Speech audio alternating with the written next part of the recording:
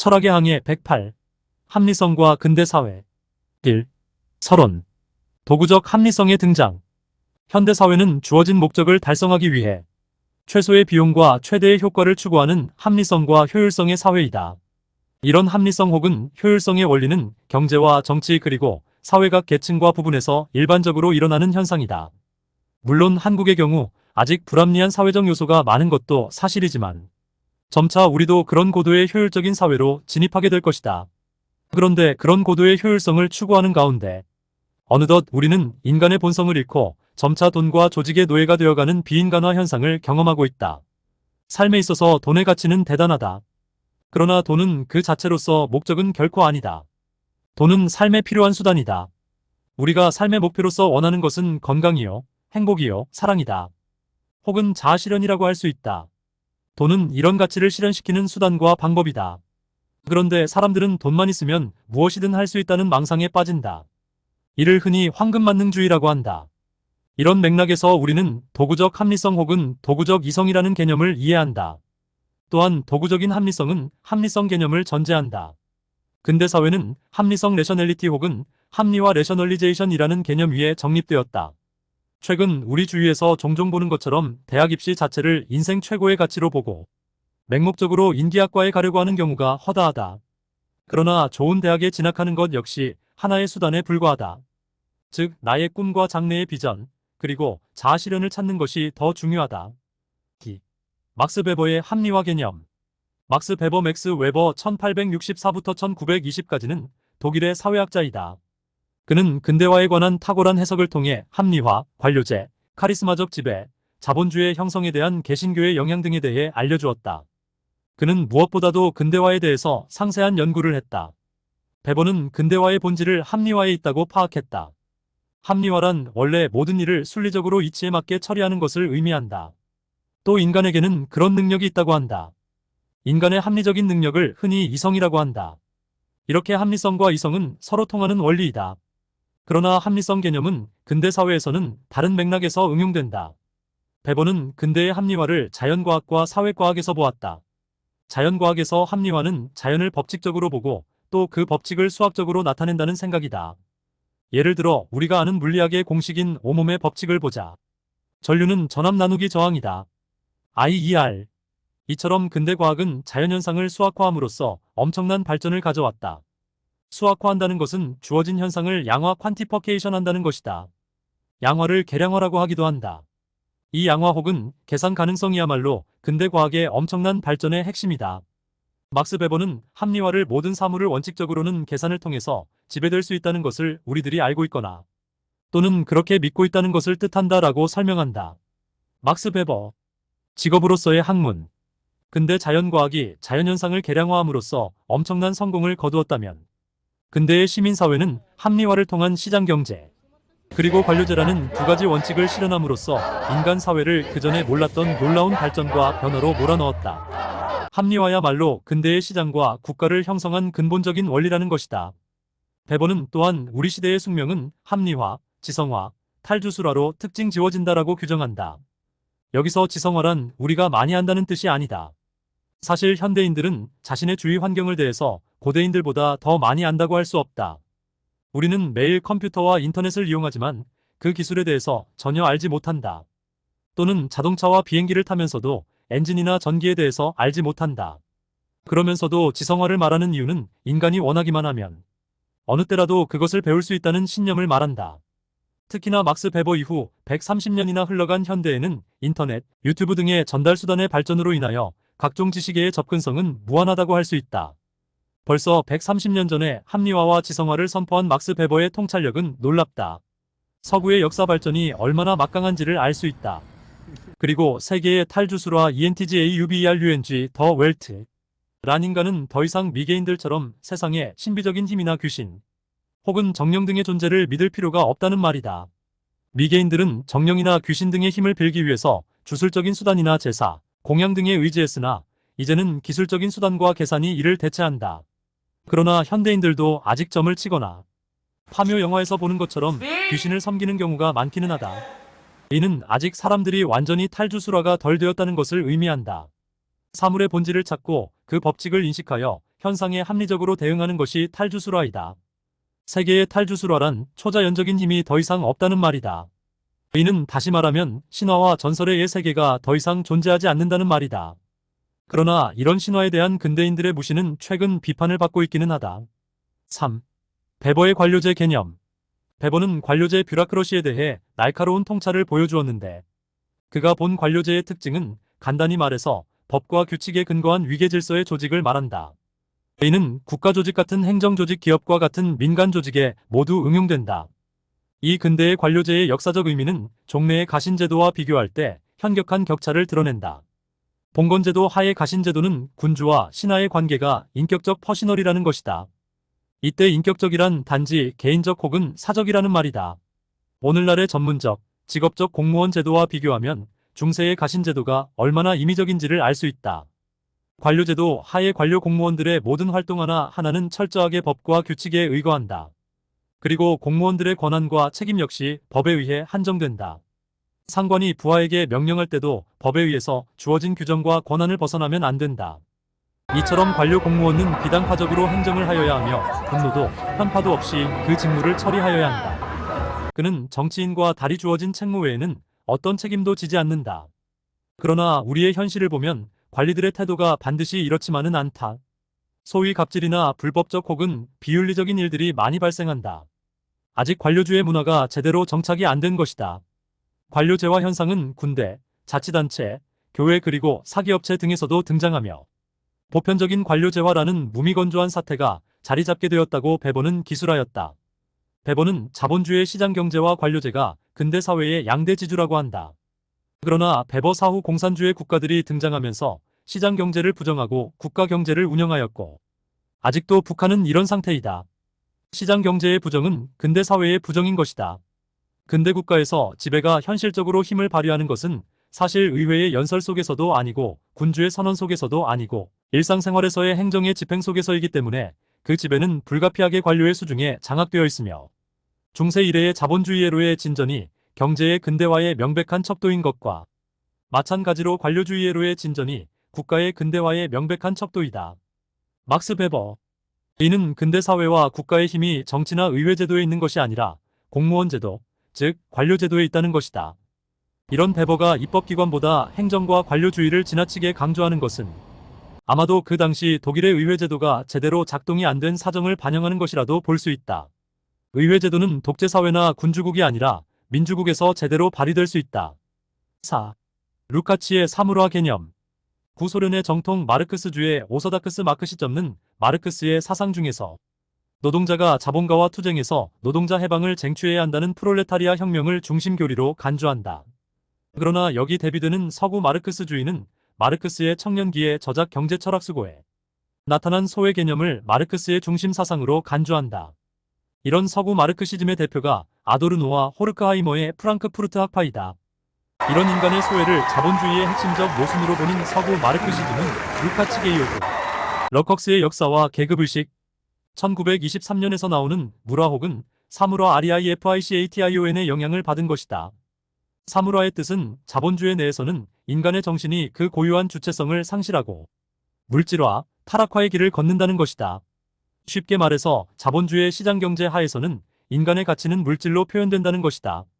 예를 들어 나는 연봉이 5천만 원이고 너는 1억 원이라면 너는 나보다 2배의 가치가 있다는 말이다. 이 사회에서는 인간의 특기나 개성, 인격, 도덕성 등은 모두 돈으로 환산되어야 한다. 이런 물질만능주의, 황금만능주의가 루카치가 말하는 사물화, REIFICATION 현상들이다. 루카치는 마르크스의 상품물 신화 개념을 수용한다. 마르크스의 상품물 신화란 말은 상품을 숭배하거나 찬미한다는 말이 아니라 자본주의 시장 경제하에서는 상품이 마치 살아있는 생물처럼 간주된다는 것이다. 상품 특히 공산품은 본래 무생물이고 따라서 생명이 없다. 그러나 시장 경제 하의 사람들은 모두 상품 자체가 현금 가치를 가지고 있는 생생한 존재라고 본다. 상품은 원래 그 상품을 만든 노동자의 피와 땀이 서린 작품이다. 즉 상품은 생산자들의 상호관계를 표현한다. 즉 농부와 어부가 서로의 생산물을 교환할 때 일정한 교환의 비율이 생긴다. 그 비율의 사회적 표현이 값이다. 이처럼 가격은 원래 생산자들 사이의 필요성을 반영하는 하나의 표시였다. 그러나 교환이 대대적으로 이루어지는 자본주의 시장 경제하에서는 상품 속에 숨어있는 생산자들은 보이지 않고 상품 자체가 스스로의 값을 가지고 다른 상품과 교환, 거래되는 인상을 준다. 아니, 그게 현실이다. 누군가 경제는 유통이다라는 말을 했다. 이런 유통과 교환 가운데 생산자는 더 이상 존재 의미를 상실한다. 물론 그도 이익을 취하겠지만 하여간의 시장에서는 생산자는 사라지고 물건과 물건의 교환만이 판을 친다. 이것이 마르크스가 말하는 상품물 신화이다. 이는 다시 말해서 사람보다는 상품이 더 중요한 사회를 말한다. 루카츠는 사람들 간의 관계 릴레이션 어브 퍼선지가 사물들 간의 관계 릴레이션 어브 싱즈로 위장, 은폐되는 자본주의의 특징을 사물화라고 불렀다. 사람들 간의 관계가 사물의 성격을 지닌다는 사실. 그래서 이로부터 일종의 유령적 대상성주의 SPENSTI주의, GENSTANDLICHKEIT 성립되며 이것이 대상성의 근본적 기반인 인간들의 관계를 겉보기에는 합리적인 듯이 보이는 엄격한 자기법칙성으로서 은폐한다는 사실을 사물화 VERDINGLICHUNG라고 한다. 여기서 유령적 대상성은 시장에서 결정된 상품의 가격이다. 그리고 합리적으로 보이는 엄격한 자기법칙성이란 달리 말해 시장의 법칙, 곧 수요와 공급의 법칙의 다름 아니다. 이런 사물화는 결국 시장의 가격체계 이외의 것이 아니다. 다시 말해서 인간도, 인간의 노동력도, 예술적 기교도 모든 것이 값이라는 한 가지 기호로 해석이 된다. 즉 물질만능주의, 황금만능주의이다. 이 말은 황금으로 모든 것을 할 수 있다는 뜻보다는 물질, 곧 경제가 모든 존재의 의미를 결정한다는 것이다. 더 나아가 루카츠는 사물화가 합리화라고 한다. 즉 막스 베버가 말하는 합리화 역시 인간의 관계를 기계적, 수학적으로 지배하는 것을 말한다. 결국 합리화나 사물화나 둘 다 비인격적인 것이 인간을 지배한다는 점에서 일치한다. 단지 그 비인격적인 지배가 효율적이고 합리적이라는 장점은 있다. 어려워 보이는 루카치의 사물화의 실제적인 예를 들자면 영화나 드라마 등에서 볼 수 있는 돈이야 사랑이냐? 하는 논리를 들 수 있다. 즉 돈을 얻기 위해서 사랑하는 사람도 버린다는 이야기이다. 또는 미국의 폭력 영화에서 볼 수 있는 논리 즉 돈을 벌기 위하여 마약을 팔고 폭력을 휘두르는 경우 등이다. 영화에서 흔히 듣는 다음과 같은 대사가 있다. 즉 사람을 죽이면서도 아무런 감정은 없다. 단지 사업이다라는 것이다. 인격적인 관계가 자본주의 하에서는 사물관계로 타락하는 많은 사례들이 있을 것이다. 5. 호르크하이머와 아도르노의 도구적 합리성 비판. 오디세이아 신화. 소위 프랑크푸르트 학파라고 불리는 호르크하이머와 아도르노의 사상은 양자의 공저인 계몽의 변증법에서 나타난다. 프랑크푸르트 학파란 2차 대전 후 독일에서 활발하게 움직이기 시작한 마르크시즘의 일종으로 네오 마르크시즘이라고 불리기도 한다. 이들은 전통적인 계몽주의 철학을 비판한다. 계몽주의 사상은 간단히 말해서 과학적인 지식만을 이성적인 것으로 높게 평가한다. 그 반면 전통적인 가치관인 종교를 불합리한 것으로 간주하는 사상이다. 종교는 미신이라고 그들은 주장한다. 이런 면에서 1000년 이상 서양의 정신을 지배해온 기독교 신앙이 많이 약화되었다. 그러나 프랑크푸르트 학파는 계몽주의를 비판한다. 이들의 유명한 이야기가 오디세이아 신화의 비판이다. 호머가 쓴 오디세이아는 그리스의 장군 오디세우스가 트로이 전쟁에서 승리한 뒤 다시 고국으로 향하는 여정을 그린 드라마이다. 계몽의 변증법에서 아도르노와 호르크하이머는 18세기 근대 계몽, 이성의 도구적 사용에 대해 근본적 질문을 던진다. 이성이 신화와 자연에서 인간을 해방시켰음에도 인류가 왜 다시 야만의 상태로 전락했느냐는 것이다. 이성은 간대없고 왜 그것이 태어난 자리에서 피냄새가 나느냐는 물음이다. 이런 물음을 붙잡고 두 철학자는 고대의 폭력과 파시스트의 폭력이 공유한 신화를 해체하고자 했다. 이성의 도구적 전락과 착취, 타자와의 문제 등을 파고든 것이다. 한결의 신문. 호머의 위대한 서사시 오디세이아 중에서 그 주인공인 오디세우스는 바다에서 몸의 반은 물고기이고 반은 사람인 바다의 요정 사이렌 혹은 세이렌을 만난다. 사이렌은 노래가 너무나 아름다워 사람들이 그 노래를 들으면 유혹에 이끌려 물에 빠져 죽게 된다. 이야기 중 오디세우스는 사이렌의 유혹을 뿌리치면서도 그 음악은 듣고 싶어하여 자신을 돛대에 묻게 하고 바다의 요정 사이렌의 노래를 듣는다. 저자는 이런 오디세우스의 행동을 계몽주의에 비유한다. 즉 자신을 묶는 것을 자신의 자연적인 욕구를 억제하는 것으로 본다. 또 오디세우스는 선원들에게 귀를 밀랍으로 봉하고는 온 힘을 다해 노를 저어갈 것을 명령한다. 선원들 역시 자신의 자연적 감성을 억압당하고 노젓는 일만 강요당한다. 이처럼 계몽이란 자연에 대한 지배를 말하며 또 그런 과정에서 인간은 스스로를 노예로 만들고 있다는 것이다. 보통은 오디세우스의 이런 행동을 아주 위대하게 평가하지만 아도르노와 호르크하이머는 위에서 언급한 것처럼 이성이 신화와 자연에서 인간을 해방시켰음에도 인류가 다시 야만의 상태로 전락했다는 방식으로 이해를 한다. 신화적 사유와 미메시스. 이런 한편 호르크하이머와 아도르노는 물화된 자본주의적 사회, 혹은 나치스와 같은 폭력적 전체주의 사회를 비판하는데 철학에 초점을 두고 있다. 이를 위해서 그들은 베버의 합리성을 비판하고 또 루카치의 물화 현상을 비판한다. 이를 위한 도구가 예술이다. 그래서 그들은 신화와 정령 숭배 애니미즘의 긍정적인 요소를 부각한다. 계몽이 자연 대상을 도구적, 수단적으로 파악하는 데 비해 프랑크푸르트 학파는 애니미즘을 대상에 순응하고 동화하는 방식이라고 본다. 이들은 이런 대상에 순응하는 원시적 사고방식을 미메시스 MIMESIS라고 본다. 미메시스란 흉내 혹은 모방을 말한다. 미메시스는 자연을 있는 그대로, 다시 말해 자연 대상을 구체적으로 흉내낸다. 그들은 예술의 본질을 모방, 곧 미메시스라고 본다. 이는 실은 아리스토텔레스의 미학을 본받은 것이다. 아리스토텔레스는 그의 시학에서 시를 일종의 모방, 이머테이션이라고 본다. 지금도 예술의 본질이 모방이냐, 창조냐 하는 문제는 숙제로 남아있다. 호르크하이머와 아도르노는 현실을 기본적으로 위에서 말한 사물화의 측면에서 보고 있다. 사물화란 달리 말하면 이성의 지배이다. 그런데 역사적 현실에서 이성은 간데없고 왜 그것이 태어난 자리에서 피냄새가 나느냐는 것이다. 즉 합리화 혹은 물화 때문에 폭력이 판을 치게 되었다. 이렇게 사물화된 현실을 각인시키고 비판하는 것이 모방 미메시스이다. 그래서 자본주의와 과학 문명에 대해서 비판적인 프랑크푸르트 학파는 예술을 통해서 사회를 비판하고자 한다. 그들은 창조적 예술 혹은 예술의 자율성은 실은 현실의 긍정이라고 생각한다. 그래서 그들은 신화적 사유, 즉 미메시스를 선택한다. 미메시스는 대상의 단순한 모방이 아니다. 이는 대상의 특이성과 개체성을 존중한다. 이를 통해서 합리화와 물화된 현실을 치유하기를 원한다. 근대의 과학적 이성 혹은 개념적 이성은 자연에서 주술적이고 신비한 힘을 제거하고 그것을 기술적 수단과 계산에 의해서 지배될 수 있는 것으로 만든다. 근대의 과학적 이성의 가령 케플러의 물질이 있는 곳에 기하학이 있다와 같은 자연에 대한 수학적인 파악에서 나타난다. 이런 사고방식은 물질의 개체성은 전혀 주목하지 않는다. 아도르노와 호르크하이머는 이런 근대적, 과학적 이성을 도구적 합리성이라고 한다.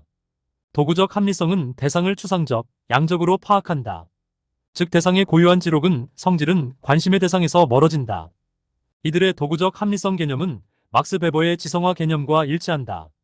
즉 세계는 양적 관계, 수적 관계로 법칙화되며 그런 면에서 인간 역시 주체성과 개성을 상실하고 스스로 양화한다. 다시 말해서 물질화, 자본화된다. 루카치의 말처럼 인격적 관계는 사물적 관계로 탈바꿈한다는 것이다.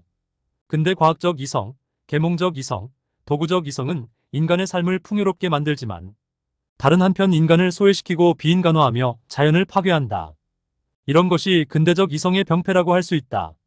이러한 맥락에서 아도르노는 보들레르의 시, 카프카의 소설, 베케트의 부조리극을 진정한 현대 예술이라 주장한다.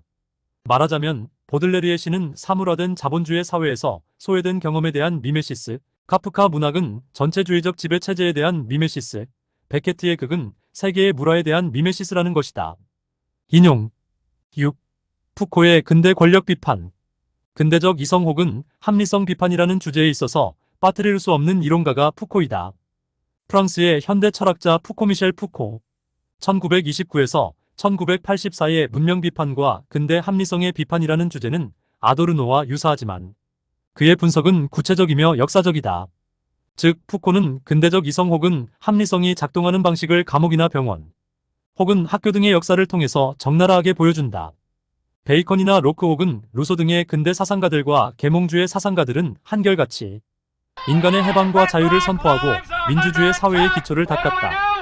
그들은 또한 과학과 기술의 발전을 통해서 인류의 진보와 물적인 풍요를 약속했다.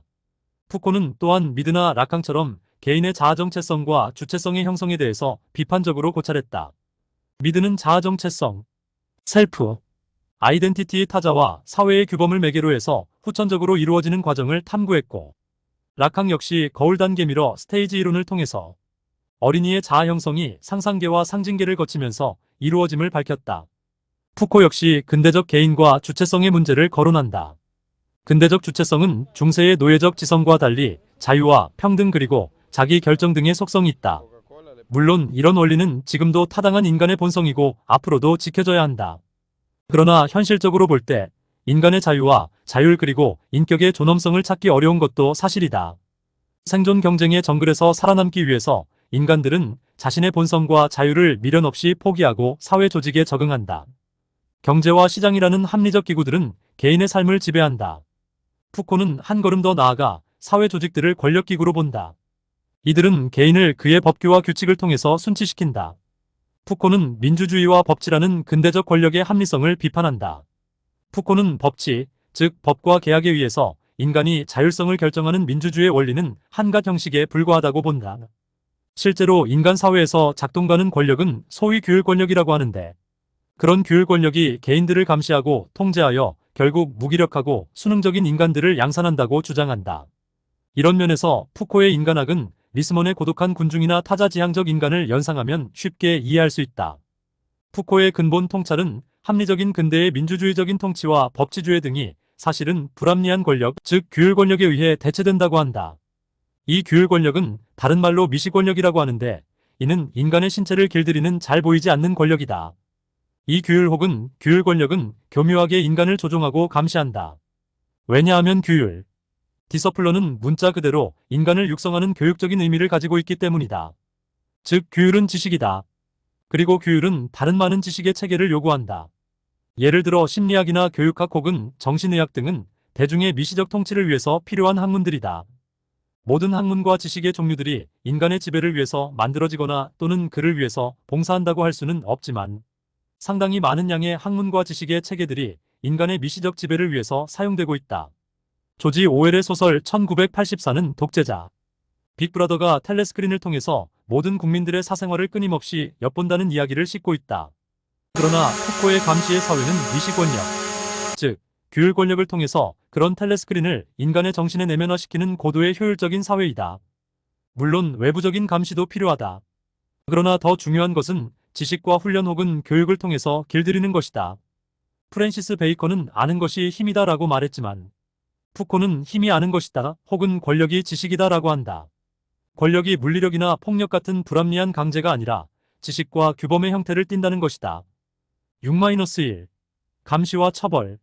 푸코의 역작 감시와 처벌 1975는 근대의 형벌제도의 역사에 대한 책인데, 여기서 그는 권력 합리성이 어떻게 개인들을 규정하고 형성하는지를 감옥의 역사를 통해서 실증적으로 밝히고 있다. 근대적 권력은 더 이상 절대군주의 면모를 지니지 않는다. 우리는 독재자나 폭군들이 민중을 억압하고 유린하는 것을 많이 보았다. 그러나 근대의 합리적 권력은 그런 방법을 쓰지 않는다. 푸코는 감옥, 군대, 병원 그리고 학교 등의 권력 구조가 어떻게 개인을 지배하고 만드는지를 보여준다. 여기서 중요한 개념은 미시권력, -POUVER 이라고 하는 인간의 육체를 길들이는 규율, 디서플런이다. 규율은 흔히 학교나 공장 혹은 작업장 같은 곳에서 필요한 자체 내부의 규칙, 규정을 말한다. 규율은 육체에 작용한다. 학교라면 교칙이 곧 규율이다. 예를 들어 학교의 시간표를 보면 아침 8시, 자율학습, 9시 1교시, 12시 점심 식사, 이런 방식으로 시간 계획에 따라서 학생들을 훈육한다. 이런 학칙과 시간표는 학생들의 육체에 작용한다. 그런 가운데 학생들은 사회적 조직인으로 훈련이 되는 것이다. 이는 물론 꼭 나쁘게만 볼 필요는 없겠지만, 문제는 이런 미시 권력을 통해서 개인의 사회화가 일어나고 개인의 자율적 시간 관리는 사라진다고 볼 수 있다. 이처럼 우리가 성장하면서 수없이 듣는 훈련, 훈육 같은 개념은 푸코가 볼 때는 권력의 규율장치인 셈이다. 이처럼 권력은 개인을 억누르거나 금지하는 것이 아니라 훈련과 학습을 통해서 내면적으로 개인을 육성한다. 이와 같이 규율 권력은 개인을 권력의 피라미드에 복종시키기 위해서 다양한 기술을 사용한다. 예를 들어 세부적 규제, 연습, 훈련, 시간 사용, 평가, 시험 기록 등을 이용한다. 이런 미시 권력의 작용을 통해서 우리의 육체는 효율적으로 길들여진다. 이것이 바로 근대의 개인이고 주체성이다. 푸코는 근대가 약속한 자유의 이상은 한갓 환상이라는 것을 밝힌다. 따라서 근대인이 내세운 주체성은 실은 규율 권력에 길들여진 개인이다. 이들은 다시 생산기계로, 생산의 원료로 혹은 생산물로서 근대 세계를 구성하는 벽돌로 소비된다. 6-2 파노티콘의 세계. 감시와 처벌에서 푸코는 감옥의 역사와 형벌제도의 변화를 통해서 법과 제도, 그리고 규율 등이 어떻게 지배와 감시를 육체화하고 내변화하는지를 잘 보여주고 있다. 그중 하나 알 필요가 있는 것이 소위 파놉티콘 PANOPTIKON이라는 일망 감시의 감옥시설이다. 이 파놉티콘이란 영국의 공리주의 철학자 벤담 제이 BNTHAM이 설계한 원형의 감옥시설이다. 그 원리는 이렇다. 주위는 원형의 건물이 에워싸고 있고 그 중심에는 탑이 하나 있다. 탑에는 원형 건물 안쪽으로 향해 있는 여러 개의 큰 창문들이 뚫려 있다. 주위의 건물은 독방으로 나누어져 있고 독방 하나하나는 건물의 앞면에서부터 뒷면까지 내부의 공간을 모두 차지한다. 독방에는 두 개의 창문이 있는데 하나는 안쪽을 향하여 탑의 창문에 대응하는 위치에 나 있고 다른 하나는 바깥쪽의 면에 있어서 이를 통하여 빛이 독방의 구석구석 스며들어갈 수 있다. 따라서 탑 속에는 감시원을 한 명 배치하고 각 독방 안에는 광인이나 병자, 죄수, 노동자, 학생 등 누구든지 한 사람씩 감금할 수 있게 되어 있다. 오생근 역 감시와 처벌 309쪽. 벤담이 설계한 파놉티콘은 감시자와 죄수의 거의 1대1의 대응을 보여준다. 그런 효과를 극대화한 것이 바로 이 시설이다. 죄수는 감시자가 24시간 자신을 보고 있다는 착각을 한다. 즉, 주위를 둘러싼 원형의 건물 안에는 아무것도 보지 못한 채 완전히 보이기만 하고 중앙부의 탑 속에는 모든 것을 볼 수 있지만 결코 보이지 않는다. 312쪽. 파놉티콘이 암시하는 것은 권력의 비인격성과 자동성이다. 감시자의 자리에 누가 오든지 상관이 없다. 이런 기계적인 구조와 메커니즘이 개인을 통제하고 지배하는 것이다. 이런 사회적 감시와 통제를 통해서 죄인에게는 선행을, 광인에게는 안정을, 노동자에게는 노동을, 학생에게는 열정을, 병자에게는 처방의 엄수를 효과적으로 통제할 수 있다. 그들을 사회가 바라는 대로 시키기 위하여 강제나 폭력을 쓸 필요가 없다는 것이다. 푸코는 현대의 지식정보사회를 일망 감시 파놉티콘 사회라고 규정한다. 현대 사회는 거창한 구경거리의 사회가 아니라 감시의 사회이다. 여러 가지 이미지의 허울 속에서 우리들의 신체는 심층적인 공격의 대상이 된다. 대대적인 교환의 추상화한 체계 뒤에는 유용한 힘을 얻기 위한 정밀하고 구체적인 훈역이 계속되며 정보소통의 경로는 지식의 축적과 집중화의 지주가 되고 기호들의 작용은 권력이 어느 곳이 닻을 내려야 하는지를 규정한다. 우리는 하나의 톱니바퀴와 같은 존재이기 때문에 결국 우리들 스스로가 이끌 어가는 권력의 효과에 포위된 채 일망 감시장치 속에 있다. 334쪽. 6-3. 법과 규율. 근대 시민사회는 국민의 자유와 평등에 기초하며 또 국민의 동의에 의해서 정치를 하는 민주주의 사회이다. 그런데 푸코의 규율의 영역이라는 지금까지 몰랐던 세계를 발견함으로써 근대의 정치와 사회에 대한 경종을 울리고 있다. 규율은 법의 하위의 체계이다. 그러나 법은 규율의 권력을 통해서 비로소 작동된다. 법은 인간을 권리와 의무의 주체로 본다. 오늘날 인간의 기본권은 헌법에 의해서 보호되고 있다. 그러나 푸코의 규율 권력은 이런 법의 지배를 비웃고 있다. 규율은 법보다 하위에 있지만 사실상 법의 기초를 이루고 있다는 것이다. 이런 푸코의 주장에 우리는 100% 동의할 수는 없겠지만 현대의 사회의 각 부분에서 이루어지는 규율의 지배를 무시할 수 없다. 덧붙여 오늘날 각종 감시장치 예를 들어 CCTV-들은 푸코가 말하는 감시사회를 더욱 뒷받침하고 있다. 7. 하버마스 이성과 합리성의 새로운 정초. 우리는 위에서 근대, 현대사회의 합리성과 효율성을 거의 부정적으로만 봐왔다. 이는 현대사회가 인간의 자유와 행복을 주지 못하고 그 반대로 구속과 불행을 주고 있다는 뜻이다. 인간의 해방과 자유의 실현을 목적으로 추진된 계몽의 기획은 현재의 시점에서 그리 성공적인 것으로 보이지 않는다.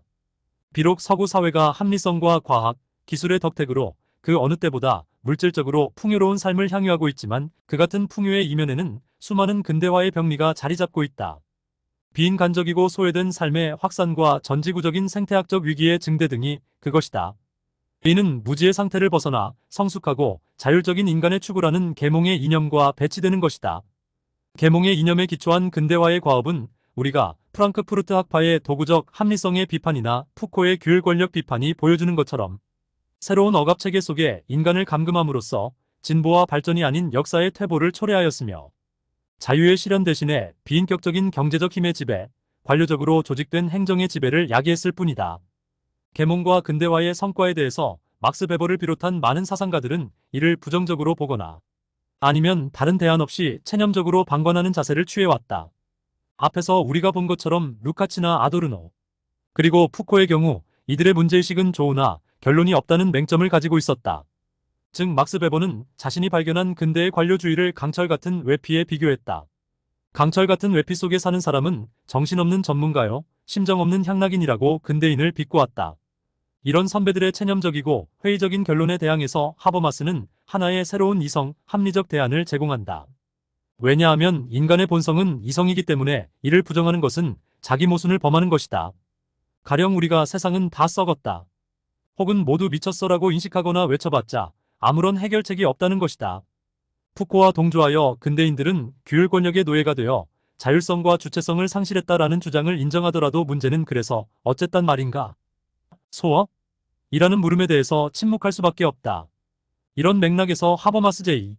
하버마스 1929의 사상은 근대화의 숱한 부작용과 모순을 고발하는 동시에 그에 대한 치유책을 제시한다는 점에서 새 희망을 준다고 할 수 있다.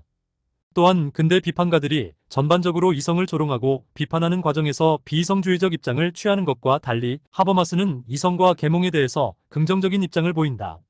하버마스는 다른 철학자들과 달리 이성, 계몽, 합리성 등의 개념을 긍정적으로 본다. 달리 말하면 하버마스는 이성이 전부 타락한 것이 아니다라는 부분적인 부정의 입장을 취한다는 것이다. 그리고 합리성과 계몽 역시 전부 나쁜 것이 아니다. 즉 이성은 어느 부분 타락했고 또 합리성의 어느 부분이 비인간적이고 소외를 초래한다는 식으로 생각을 정리한다. 그는 인간성이성이 완전히 타락한 것이 아니라 그 일부가 타락했다고 본다. 쉽게 말하면 도구적 이성은 잘못일 수 있다. 그러나 이를 바로잡기 위한 이성이 하나 더 있는데 그것은 바로 하버마스가 의사소통적 이성이라고 부르는 것이다. 즉 도구적 이성 혹은 도구적 합리성이 전체가 되어버린 것이 근대의 비극이라는 것이다. 문제는 그런 도구적 이성의 자리를 잡아주고 상대화시키는 것이 중요하다는 점이다. 하버마스는 도구적 합리성과 의사소통적 합리성의 분리 및 상호보완을 주장한다. 베버, 아도르노 그리고 푸코의 잘못은 본래 포괄적인 합리성 개념을 오직 도구적 합리성으로만 본 것이다. 즉, 그들은 하버마스가 본 의사소통적 합리성이라는 더 중요한 차원을 보지 못했다는 것이다. 7-1 체계와 생활세계. 하버마스에 의하면 생활세계의 LIBENSWELT, 라이프-월드란 인간의 역사적, 사회적, 문화적 삶이 영위되는 공동세계이다. 여기서는 언어를 매개로 한 의사소통이 자유롭게 이루어진다. 나와 너를 이어주는 언어는 의사소통적 합리성 커뮤너커티브 레셔널리티의 수단이다. 의사소통적 합리성은 나와 너의 인격적인 관계에 의존한다. 물론 현실에서는 인간관계가 주위 여건에 따라서 때로 굴절되기도 하지만 그래도 인간들은 상호평등하며 대화를 통해서 문제를 해결해 나간다. 체계란 인간의 생존을 위한 각종 시스템을 말한다. 예전에는 생활세계가 체계와 분리되지 않았었다. 달리 말하면 일과 놀이가 하나였다. 그러나 근대 이후 생존의 체계와 문화적인 세계는 점점 분리되고 전자가 후자를 완전히 잠식하는 지경에 이르렀다. 이를 하버마스는 체계에 의한 생활세계의 식민지화라고 부른다. 즉 물질적, 경제적, 산업적인 요소가 인간의 개성, 인격 그리고 사회성을 완전히 지배, 조종하는 경우이다. 물질만능주의. 하버마스는 근대의 생존체계는 물질적 생산을 담당하는 경제와 그것의 원활한 수행을 위해서 조직된 행정으로 구성되어 있다고 말한다. 이런 체계를 지배하는 법칙이 바로 막스 베버가 말한 합리화이고 관료제이다. 이 부분은 의사소통보다는 계산과 명령을 통해서 집행된다. 예를 들어 시장 경제를 보자.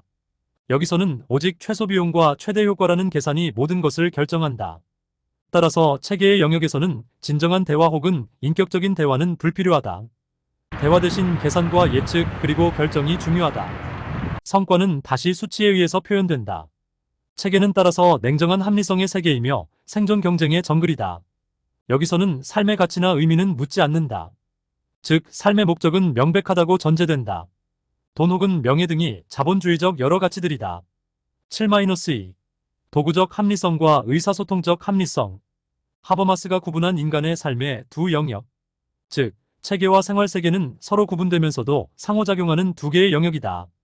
하버마스는 체계를 지배하는 합리성을 도구적 합리성 혹은 목적 합리성이라고 규정한다. 이는 인간 생활의 물질적인 부분을 의미하는 합리성이다. 이는 앞에서 말한 것처럼 과학과 기술을 이용하여 자연을 지배하고 시장과 경제적 삶을 규정하는 합리성이다. 이런 합리성은 다시 말해서 수단적 합리성이라고 할 수 있다. 목적 합리성 역시 같은 맥락에서 이해된다. 즉 주어진 목적을 최대한 효율적으로 달성하기 위한 합리성이다. 여기에 비해서 의사소통적 합리성이란 대화를 통해서 삶의 목적과 의미를 다시 정초하는 합리성이다. 하버마스에 의하면 현대로 올수록 대중들은 정치에서 소외된다고 한다. 왜냐하면 기술적, 경제적, 행정적 생활이 너무나 전문화되기 때문에 대중들은 스스로 사태를 판단할 능력을 상실하고 지도자나 전문가들에게 모든 결정을 맡기는 경우가 많다. 이런 면에서 대중들의 정치 참여는 점차 줄어든다. 그리고 인간적 생활은 점차 생활 세계를 떠나 체계 즉 물질적, 생산적 체계의 도구가 되어간다. 예를 들면 인간의 가장 소중한 가치인 사랑마저도 물질적인 조건에 의해 영향을 많이 받는다. 인간의 가치와 존엄성 그리고 인격적 교류를 위해서 우리는 생활 세계를 다시 복원시켜야 한다. 이 생활 세계에도 이성과 합리성이 있다. 이런 생활 세계적, 인격적 합리성을 하버마스는 의사소통적 합리성이라고 부른다. 물론 삶의 세계에는 감정과 정서 등이 중요한 역할을 한다. 따라서 생활 세계적 이성이란 감정과 정서를 포함한 인간적 합리성이다. 이때 감정과 정서라고 해도 그것이 불합리해서는 안 된다. 즉, 내 기분대로 타인에게 화를 낸다든지 때린다든지 해서는 안 된다는 것이다. 또한 의사소통적 합리성의 중요한 기능은 대화를 통해서 사회적 규범을 정초하는 것이다. 대화 참여자들은 주제에 대하여 나름대로의 합리성을 동원하여 자기 주장의 타당성을 주장하고 이를 상호 언어를 통해서 확인하고 결정할 수 있다. 따라서 생활세계적 합리성 혹은 의사소통적 합리성을 통해서 그간 전문가들에게 일임되었던 공동체적 결정을 민중들의 자치로 다시 부활시킬 수 있다. 8. 리처의 맥도날드와 조지 리처는 사회의 맥도날드와 더 MCDONALDIGATION 어브 서사이어티에서 합리화와 그것이 가져오는 불합리성에 대한 막스 베버의 이론을 이용하여 미국 사회의 소비자 문화를 분석하고 있다. 리처는 패스트푸드는 물론이고 의료, 교육, 여가, 스포츠, 영화, 기업, 노동, 섹스, 쇼핑, 마케팅, 출생, 죽음, 그리고 죽음 이후의 영역에서 이루어지는 합리화 현상과 그것이 가져오는 불합리성을 지적, 분석하고 있다. 리처는 맥도날드와의 특성으로 효율성 이피션시, 계산 가능성 CALCULABILITY, 예측 가능성 프리딕터빌리티, 통제 컨트롤을 들고 있다. 효율성이란 시간이 부족한 현대인들에게 가장 빠른 서비스로 고객의 욕구를 만족시키는 원리를 말한다. 계산 가능성, 판매되는 제품과 제공되는 서비스를 고객들이 계산하여 득이 된다고 믿게 하는 것을 말한다. 예측 가능성이란 그들의 제품과 서비스가 언제 어디서나 동일할 것이라는 확신을 제공한다. 통제 규격화된 메뉴, 제한된 소스 종류, 줄서기 하는 주문 카운터, 딱딱하고 불편한 의지, 빨리 먹고 나가야 하는 분위기, 지정된 퇴식구와 쓰레기통 등 고도의 통제 구도 하에서 고객들은 서비스를 받게 된다. 이에 반해 리처는 맥도날드와의 부정적인 측면, 즉 합리성의 불합리성 이래셔널러티 어브 레셔널리티를 지적한다. 다시 말해 합리성의 불합리성은 맥도날드와의 다섯 번째 특성으로 본다. 맥도날드의 합리적 체계는 다른 면에서 볼 때 불합리하다. 이는 도구적 합리성의 한계를 보여준다. 리처가 지적하는 맥도날드의 불합리성은 다음과 같다. 고객과 종업원의 비인간화, 가정의 붕괴, 다양성의 쇠퇴, 많은 학생들과 교수들이 거대한 공장과 같은 분위기에 놓여 있다며 고등교육조차 육류 처리를 닮아감을 지적하고 있다. 리처는 소비는 물론 소비자와 소비자 문화의 동질화에 대해 말하며 이를 막기 위한 이성적 대안을 제안하고 있다. 때에 따라서는 맥도날드와한 비인간적인 체계의 규칙을 위반해야 한다. 맥도날드화된 체계를 일상적으로 그리고 체계적으로 이용하지 않도록 해야 한다. 최근의 연구로 알려진 것처럼 패스트푸드는 비만과 각종 성인병의 원인이 되기도 한다. 8-1 안티패스트푸드 운동. 맥도날드를 비롯한 각종 패스트푸드들이 현대의 식문화를 형성하고 있다. 이런 패스트푸드의 범람은 고유한 먹거리 문화의 다양한 발전을 저해하고 세계의 문화를 획일화하는 위험성이 있다. 그 외에도 지나치게 편리함과 효율성만을 추구하는 패스트푸드 문화는 화학적, 인공적 감미료를 많이 사용하여 고객의 입맛을 자극하고 지방질과 당분을 많이 투입하여 건강에 해롭다는 연구가 나왔다. 특히 어린이들이 맥도날드를 자주 먹어 습관화가 되면 이는 비만과 각종 질병의 원인이 된다. 또 맥도날드는 종업원들을 저임금으로 착취한다는 비난도 있다. 이런 맥락에서 안티 패스트푸드 운동 혹은 안티 맥도날드 운동이 나오게 되었다.